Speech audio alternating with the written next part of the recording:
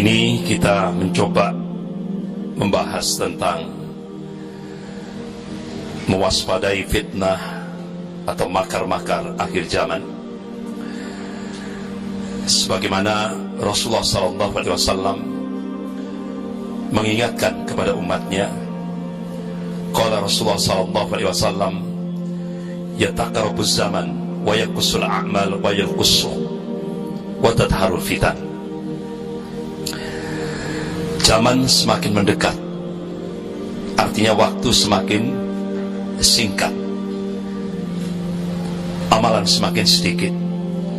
Wa yalqussu, kedengkian itu akan semakin meluas di mana-mana. Wa tadharul fitan, dan fitnah itu akan muncul. Al-fitnah yang dimaksud adalah segala macam bentuk kesyirikan, kebid'ahan, kezaliman, kesewenang-wenangan, ketidakadilan, kebobrokan moral. Itu semakin hari akan semakin meluas di mana-mana. Bahkan Rasulullah SAW mengabarkan kepada umatnya ketika beliau duduk bersama sahabatnya Abdullah bin Umar radhiyallahu anhu. Rasulullah banyak menyampaikan tentang fitnah-fitnah akhir zaman. Rasulullah mengabarkan, kalian nanti akan menyaksikan fitnatul alas. Sahabat bertanya, apa maknanya itu? Qala hiya harbun wa harbun, peperangan dan pengungsian, pelarian, atau yang kita sebut dengan pengungsian. Dan itu sudah terjadi. Kemudian kalian akan menyaksikan fitnatus sarra, kemakmuran hidup.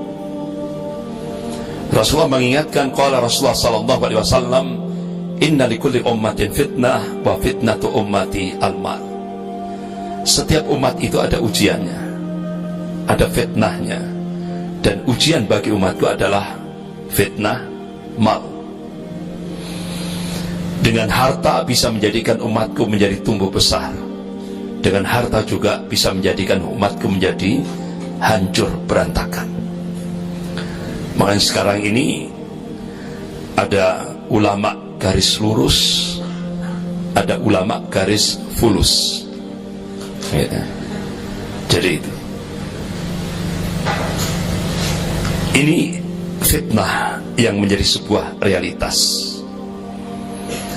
Dan yang lebih dahsyat lagi, akan muncul fitnah duhaima.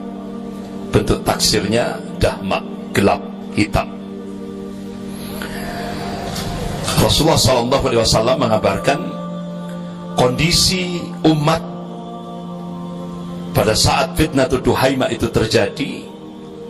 Kondisi umat itu akan terbelah jadi dua. Ada mukmin sejati, ada munafik sejati. Mukminnya sejati, juga munafiknya juga sejati. Sejati di dalamnya tidak ada kemunafikan. Artinya mukmin, artinya munafik sejati di dalamnya tidak ada keimanan. Seperti itu. Jadi fitnah itu benar-benar dahsyat sekali. Sampai Rasulullah mengabarkan kondisi realitas umat. Qala yusbihu rajulun mu'minan wa yumsi kafir, atau yumsi mu'minan wa yusbihu kafir. Di mana pagi beriman, sore sudah jadi kafir, atau sore beriman, paginya sudah jadi kafir. Why? Kenapa? Qala yabi'u dinahu bi arati minad dunya. Dia jual agamanya dengan harga dunia. Jadi kalau fitnah duhaima ini, kalau kita korelasikan dalam kehidupan berbangsa dan bernegara di Indonesia, ini kira-kira sudah terjadi, sudah real, sudah nyata. Berapa banyak sekarang kita lihat kaum muslimin menjual akidahnya demi fulus, pangkat, ya, jabatan, ya, popularitas, dan sebagainya dan sebagainya. Oleh karena itu, ikhwani wa akhwat fillah rahimakumullah, kalau kita ingin selamat dari fitnah-fitnah akhir zaman, Rasulullah SAW memberikan solusi konkret. Kita diperintah oleh Rasulullah SAW untuk tarji' ila dinikum, kembali kepada agama kita. Sebagaimana Rasulullah mengingatkan, qala Rasulullah SAW, idza tabayatum bil aina wa akhadtum adnab al baqari wa raditum bi jar'i wa taraktumul jihad salatu alaikum tunla la yaju hatta tarji' ila dinikum. Rawahu Abu Dawud. Idza tabayatum bil aina, jika kalian bermuamalah dengan cara-cara al-ina, itu salah satu dalam sistem riba. Wa akhadtum adnab al baqari wa raditum bi jar'i, ini bahasa kinayah, bahasa kiasan, perumpamaan. Jika kalian pegang ekor-ekor sapi, kalian ridho dengan bercocok tanam. Artinya, maknanya, jika umat Islam itu muamalahnya dengan sistem riba, jika umat Islam itu sibuk dengan dunia, jika umat Islam itu meninggalkan al-jihad fisabilillah, salatullah alaikum tullah, Allah akan turunkan kehinaan. La yanju syai'a, sedikit pun Allah tidak akan mencabut dari kehinaan itu. Hatta tarji' ila dinikum, hingga kalian kembali kepada agama kalian, kembali kepada akidah yang sahih, kembali rujuk ilal Quran was sunnah. Ini kiat kalau kita kepingin selamat. Ini hadis sahih rawahu Abu Dawud. Kiat yang kedua, kalau kita ingin selamat ketika kita menghadapi, sebagaimana tadi disampaikan, kita sekarang ini masuk periodisasi sejarah yang keempat, Mulkan Jabriyah, di mana Rasulullah mengabarkan ketika saat-saat Mulkan Jabriyah ini, penguasa-penguasa umara yang muncul itu kadzab wa dhalim, pembohong dan dhalim.